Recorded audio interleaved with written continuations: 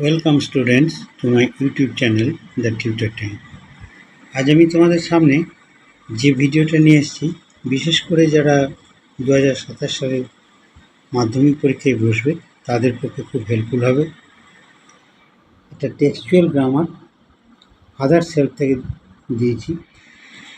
এইভাবে খুঁটিনাটি টেক্সচুয়াল গ্রামারগুলো দেখতে গেলে তোমাদেরকে আমার চ্যানেলটা অবশ্যই লাইক, শেয়ার, সাবস্ক্রাইব করতে হবে।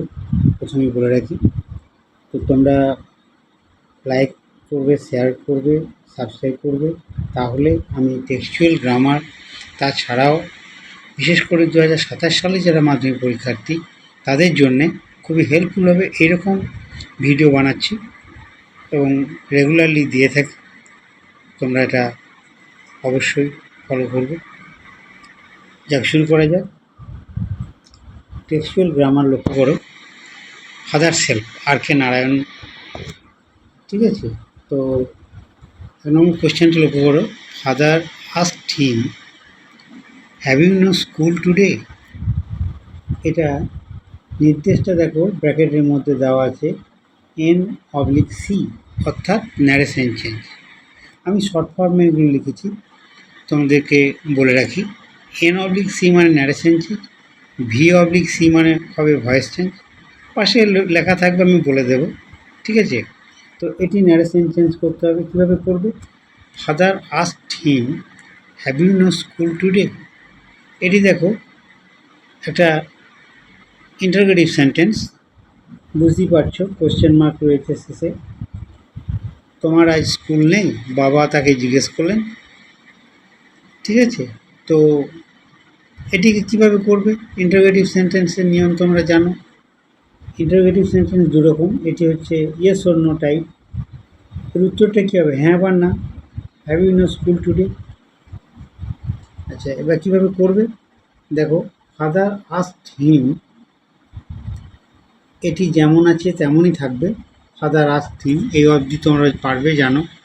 যেহেতু এটা yes or no type question, তাই রিপোর্টিং ভার্বের পরে ইফ এটি বসাতে হবে বা হয়ে দেখ। তারপর এটি রয়েছে দেখো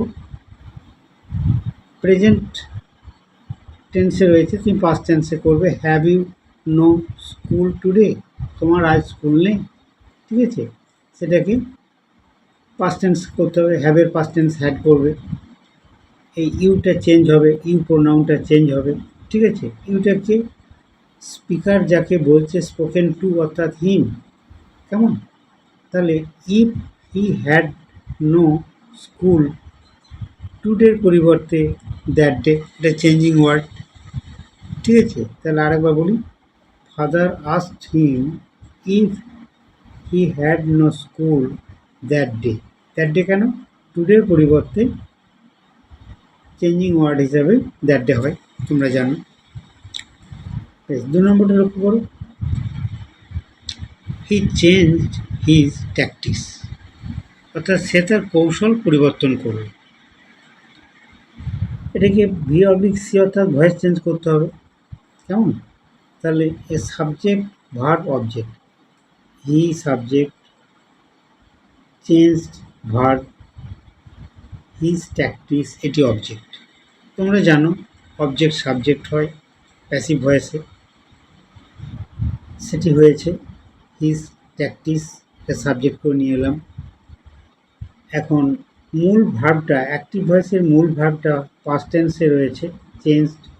তাহলে প্যাসিভ ভয়েসের যখন আমি সাবজেক্ট করলাম হিজ ট্যাকটিক্স, তারপরে বি ভার্বটা হবে পাস্ট টেন্সে, অর্থাৎ ওয়ার। পাস্ট টেন্সে ওয়াজ বা ওয়ের হয়, তো এখানে যেহেতু সিঙ্গুলার নয়, এটা প্লুরাল, তাই বি ভার্বটা হবে পাস্ট টেন্সে ওয়ার।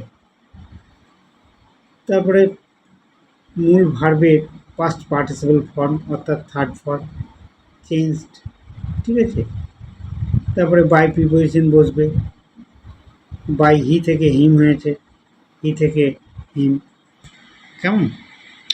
বেশ, তাহলে কী হলো? His tactics were changed by him হলো। 3 নম্বর দেখো, ড্রেস আপ অ্যান্ড গো, এটা ভয়েস চেঞ্জ।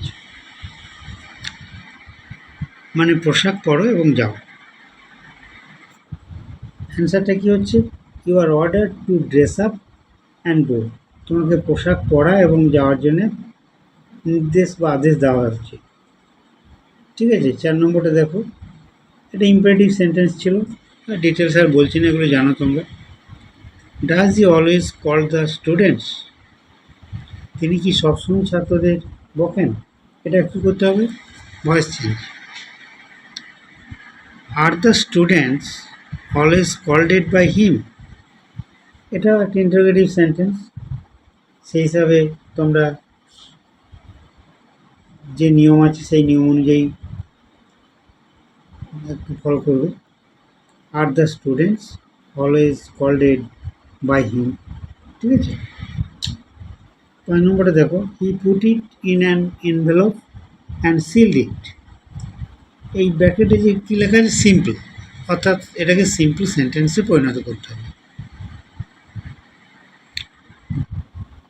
তাহলে সিম্পল সেন্টেন্স করতে গেলে একটা ভার্বকে পার্টিসিপল করে করা হয়, ইনফিনিটিভ করে করা হয়। তো এখানে আমি পুট ভার্বটাকে পার্টিসিপল করে করছি। Putting it in an envelope he sealed it, ঠিক আছে। এগুলো তোমরা একটু বুঝে পড়ে নেবে, আমি সবগুলো সেভাবে বলতে গেলে অনেক সময় লেগে যাচ্ছে। Father had composed a long letter, এটাও ভয়েস চেঞ্জ। ফাদার হচ্ছে subject, had composed verb, a long letter হচ্ছে অবজেক্ট। আগের নিয়ম অনুযায়ী সেইভাবেই করবে। এ লং লেটার, তারপরে ছিল হ্যাড কম্পোজড, অর্থাৎ পাস্ট পারফেক্ট টেন্স, সেটাকে পাস্ট পারফেক্ট করতে গেলে একটা বিন নিয়ে আসতে হয়। Had been composed by father, ঠিক আছে। প্রেজেন্ট পারফেক্ট বা পাস্ট পারফেক্ট করতে গেলে হ্যাজ হ্যাভের পরে বিন বা হ্যাডের পরে বিন বসে, এটা তোমরা জানো। 7 নম্বর লক্ষ্য করো, he was the worst boy on earth. কী করতে হবে? পজিটিভ ডিগ্রি, পি ডিগ্রি অর্থাৎ পজিটিভ ডিগ্রি। ডিগ্রি চেঞ্জ তোমরা জানো, ডিগ্রি চেঞ্জের নিয়ম অনুযায়ী এটা আছে আমাদের সুপারলেটিভ ডিগ্রি আছে। কী করে বুঝলাম? দ্য ওস্ট, এই যে ব্যাড, এই অ্যাডজেক্টিভটার সুপারলেটিভ ডিগ্রি হচ্ছে ওস্ট। ব্যাড, ওর্স, ওর্স্ট, কেমন? পজিটিভ হচ্ছে ব্যাড, কম্পারেটিভে ওর্স, সুপারলেটিভ হচ্ছে ওর্স্ট। তাহলে এটাকে আমাকে ব্যাড নিয়ে আসতে হবে। পজিটিভ ডিগ্রি বলা হয়েছে মানে ব্যাড কথাটাকে নিয়ে আসতে হবে, এবং ব্যাডের আগে অ্যাজ এবং পরে অ্যাজ, এটা বসে, তোমরা জানো। তাহলে কি হলো? No other boy on earth was as bad as he, হয়ে গেছে। এটা আমাদের পজিটিভ ডিগ্রি হলো।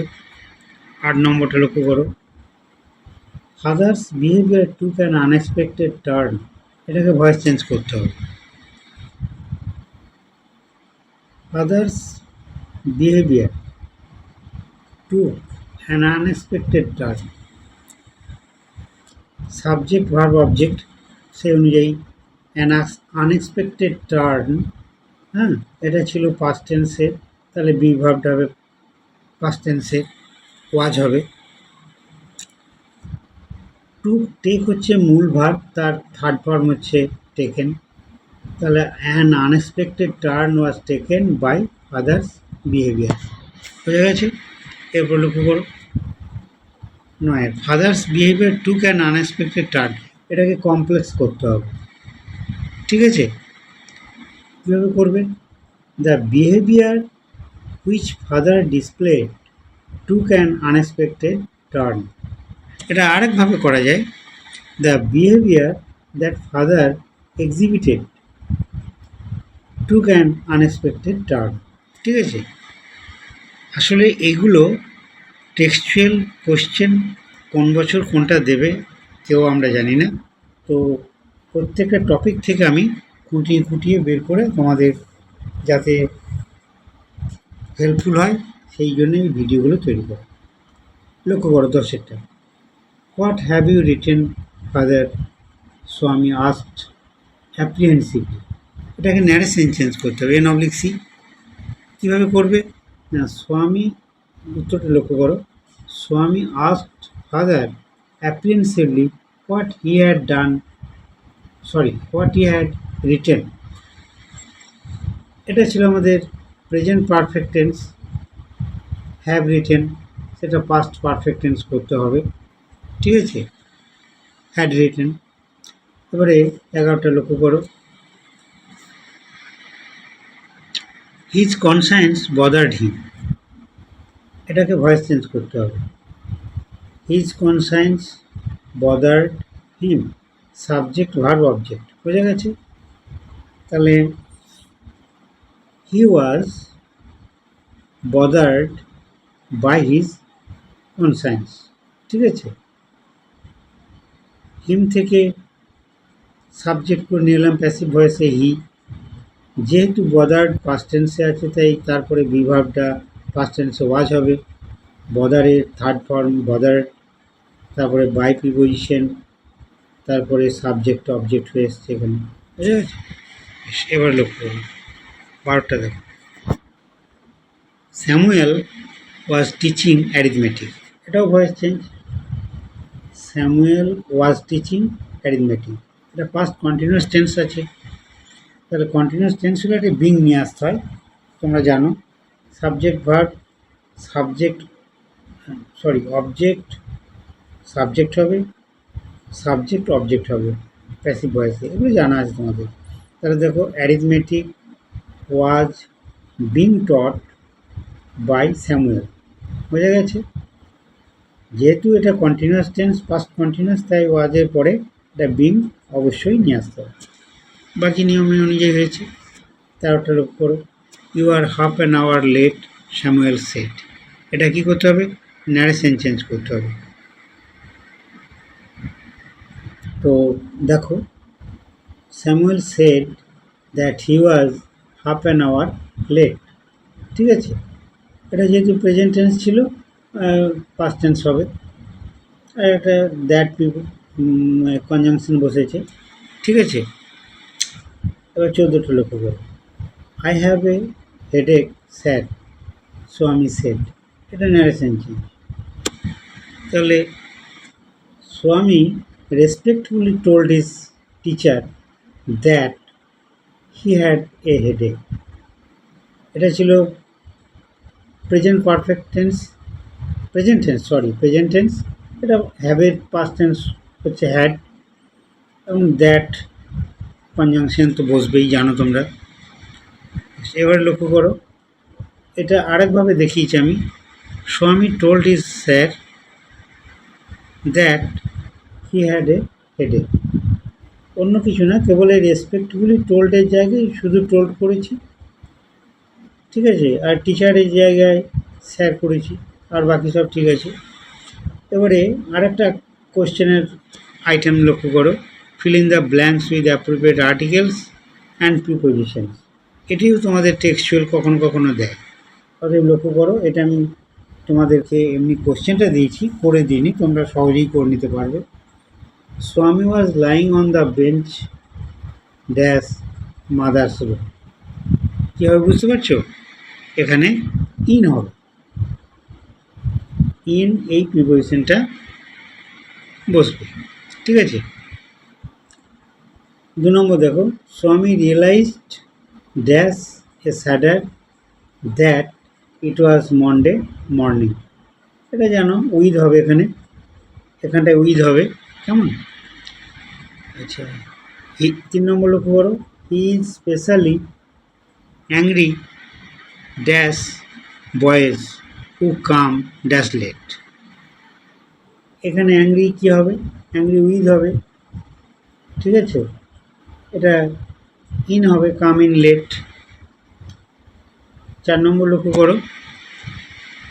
The headmaster is afraid dash him, তার মানে কি হেডমাস্টার মশাই ওনাকে ভয় পান। অ্যাফ্রেডের পরে প্রিপোজিশন বসছে সাধারণত অফ, এখানটায় অফ হবে, কেমন? আচ্ছা 5 নম্বর লক্ষ্য করো।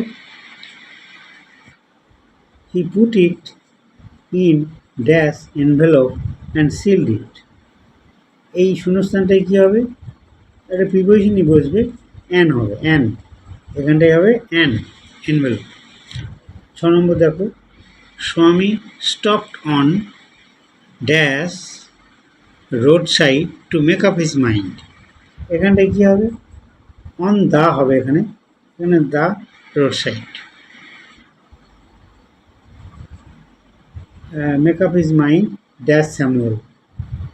এখানে কী হবে বলো তো? এটা তোমাদের জন্যই থাক, তোমরা দেখে নেবে। 7 নম্বর দেখো, as he entered dash school gate dash idea occurred to him. এখানে একটা প্রিপোজিশন বসবে,